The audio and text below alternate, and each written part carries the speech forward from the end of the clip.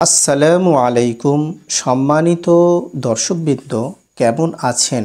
আশা করি সকলে ভালোই আছেন। আল্লাহ সকলকে ভালো রাখুক এবং সুস্থ রাখুক। দেখুন, বর্তমান সময়ে মানুষের একটা বিশাল বড় সমস্যা, সেটা হলো যে পৃথিবীতে থাকাকালীন আমাদের প্রত্যেকেরই ইনকামের প্রয়োজন। প্রতিটি মানুষ যে বেঁচে থাকবে তাকে কিছু না কিছু ইনকাম করতেই হবে বিভিন্ন উপায়ে। এবং কত মানুষ যে ইনকাম করছে, কেউ জব করছে, কেউ বিজনেস করছে, কেউ সফল কাম হচ্ছে, কেউ সফলতা অর্জন করছে, কিন্তু অনেকে বিফল হয়ে যাচ্ছে। এমনও অনেকজন আছে সঠিকভাবে ব্যবসাকে দাঁড় করাতে পারছে না, সঠিকভাবে নিজের সংসারকে চালাতে পারছে না, সঠিকভাবে বাবা মায়ের খরচ তুলতে পারছে না, সঠিকভাবে নিজের প্রয়োজনীয় জিনিসগুলো খরচ তুলতে পারছে না। তাহলে এই যে সিচুয়েশন, এই সিচুয়েশনেতে মানুষ কি করবে? এর জন্য যিনি স্রষ্টা, যিনি সৃষ্টিকর্তা, যিনি প্রভু দয়াময় আল্লাহ পাক, এই পৃথিবীতে তো উনি পাঠিয়েছেন।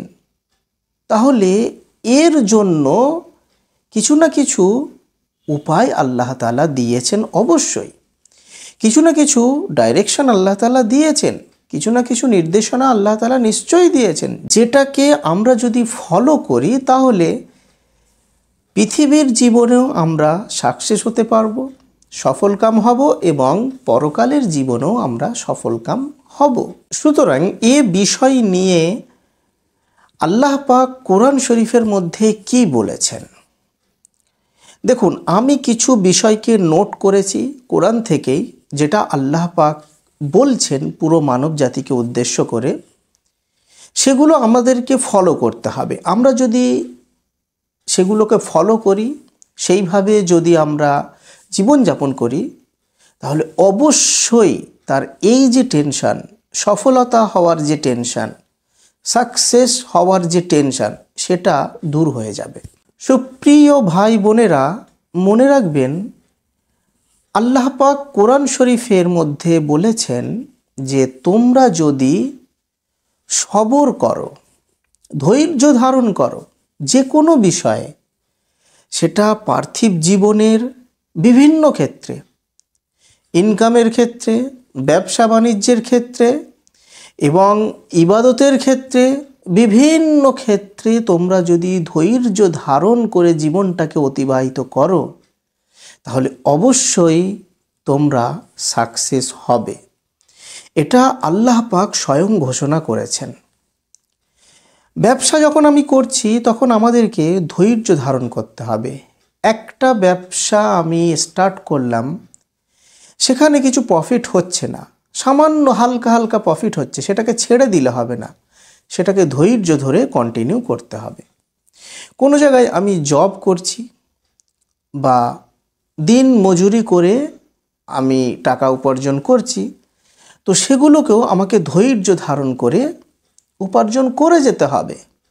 এবারে নিজে থেকে কিছু অন্য কিছু করার পরিকল্পনা নিতে হবে। তো এ বিষয়ে ধৈর্য ধারণ করা, সবর করা, এটা হলো দুনিয়াবি জীবনে খুবই জরুরি এবং সাকসেস হওয়ার জন্য সবথেকে ইম্পর্টেন্ট একটি বিষয়। এবং আরও কিছু বিষয় আছে যেগুলো দুনিয়াবি জীবনে সাকসেস হওয়া এবং পরকালের জীবনে সাকসেস হওয়া উভয় দিকেই সেগুলো খুবই প্রয়োজন। 1 নম্বর হলো, যখন আমরা নামাজ পড়ব তখন আমরা বিনম্রভাবে নামাজটাকে যেন আদায় করি। যেমন নামাজে আমি যখন দাঁড়াচ্ছি তখন আমার যে মনের চিন্তন, আমার যে মনের বিভিন্ন ধরনের যে খেয়ালাত, আমার মনের বিভিন্ন ধরনের যে চিন্তাগুলো আসছে, এগুলো আমরা দূরে সরিয়ে দিয়ে শুধুমাত্র এটা মনে ভাবব যে আল্লাহ পাক আমাকে দেখছেন, বা আমি এটা মনে ভাবব যে আমি আল্লাহকে দেখছি। এটাই আমার জীবনের শেষ নামাজ। নামাজের সমস্ত যে পার্টগুলো আছে, যেমন রুকু করা, সেজদা করা, সেজদাতে বিভিন্ন ধরনের তাসবিহ পড়া, রুকুর তাসবিহ পড়া, বিভিন্ন ধরনের দোয়া দরুদগুলো যে নামাজে পড়তে হয়, নামাজের মধ্যে কোরআন শরীফ তেলাওয়াত করা, এই বিভিন্ন ধরনের অংশগুলোকে যথাযথভাবে করা এবং আমাকে ভক্তি সহকারে ওগুলোকে করতে হবে। আমাকে সেই স্রষ্টার দিকে মনোনিবেশ করতে হবে। মনে রাখতে হবে যে আমি নামাজ পড়ছি একমাত্র সেই স্রষ্টাকে সন্তুষ্ট করার জন্য। তো এইভাবে আমাদের প্রতিটি নামাজগুলোকে করতে হবে। এর পরবর্তী বিষয় হলো, আমার যদি সামর্থ্য থাকে তাহলে আমি জাকাত দেব। যেমনভাবে আল্লাহ রসুল সাল্লাল্লাহু আলাইহি ওয়াসাল্লাম বলে গেছেন জাকাত দেওয়ার কথা, সেইভাবে আমাকে জাকাত দিতে হবে। এবং জাকাতের কিভাবে আপনারা ক্যালকুলেট করবেন বা কত টাকা থাকলে জাকাত দিতে হবে বা কি কি জিনিসপত্র থাকলে আমাকে জাকাত দিতে হবে, এই বিস্তারিত আলোচনা আমার চ্যানেলেরই একটি ভিডিওতে আছে। তার লিঙ্ক আমি ডেসক্রিপশন বক্সে দিয়ে দিচ্ছি, সেখান থেকে আপনারা ওটা ওয়াচ করে নেবেন। তো এটা হলো দ্বিতীয় বিষয়। তৃতীয় বিষয় হলো, যে সমস্ত কাজ, যে সমস্ত কথা মানুষের বেশি উপকারে আসে না, যেগুলোকে আমরা বেকার কাজ বা কথা বলে জানি, ফালতু কথা বা কাজ বলে জানি, সেই সমস্ত কাজ থেকে, কথাবার্তা থেকে আমাদেরকে দূরে থাকতে হবে। যেমন বন্ধু বান্ধবের সঙ্গে বা চায়ের দোকানে বসে বিভিন্ন ধরনের এদিক সেদিকের কথা বলা হয়, পরচর্চা পরনিন্দা করা হয়, যেগুলো আমাদের কোনো উপকারে আসবে না। যেটা আমার জন্য বেনিফিট হবে, যেটা আমার জন্য উপকারে আসবে, সেই কথাগুলোকেই আমরা যেন বলে থাকি। এবং যে সমস্ত কাজ করলে আমার উপকার হবে, যেমন আপনি বিজনেস করছেন, আপনি বিভিন্ন ধরনের ইনকামের মধ্যে আছেন, তো যে সমস্ত অ্যাক্টিভিটি বা কাজগুলো করলে আমার বিজনেসের কিছু উপকার হবে, আমার সেই কাজের কিছু উপকার হবে, যে সমস্ত কথাবার্তাগুলো বললে আমার আত্মার শান্তি হবে এবং আমার উপকারে আসবে, সেই সমস্ত কথা এবং কাজগুলো আমাদেরকে করা উচিত। তৃতীয় নম্বর বিষয়টি হলো যে লজ্জাস্থানকে শুধুমাত্র যেখানে বৈধতা আছে, যেখানে ব্যবহার করার জন্য বৈধতা ইসলাম দিয়েছে, সেখানেই ব্যবহার করা উচিত। যদি আমরা লজ্জাস্থানকে যেখানে ব্যবহার করলে বৈধ, যেটার ব্যাপারে আল্লাহ তাআলা হালাল বলেছেন, সেখানেই আমরা যদি ব্যবহার করি, তাহলে আমি সফল কাম। এটা হলো তৃতীয় বিষয়। যেমন নিজ স্ত্রীর সাথে, যারা বিবাহিত তাদের জন্য, যারা অবিবাহিত তাদের জন্য লজ্জাস্থানকে অন্য কোনো জায়গাতে ব্যবহার করার মতো কোনো বিকল্প উপায় নেই। কিন্তু তাদের জন্য একটা কথা বলা হয়েছে, সেটা হলো তারা যেন রোজা রাখে। রোজা রাখলে কি হয়, যে নফসানি খায়েশাত, যে কুমন্ত্রণা শয়তানের, সেগুলো থেকে সেই মানুষ বাঁচতে পারবে এবং তার উচিত হবে সে যেন তাড়াতাড়ি বিবাহ করে নেয়। চতুর্থ বিষয়টি হলো, আমানত যেগুলো মানুষের কাছে দেওয়া হয় বা যে প্রতিশ্রুতিগুলো দেওয়া হয়, সেগুলোকে যদি যথাযথ সে যদি পূরণ করে।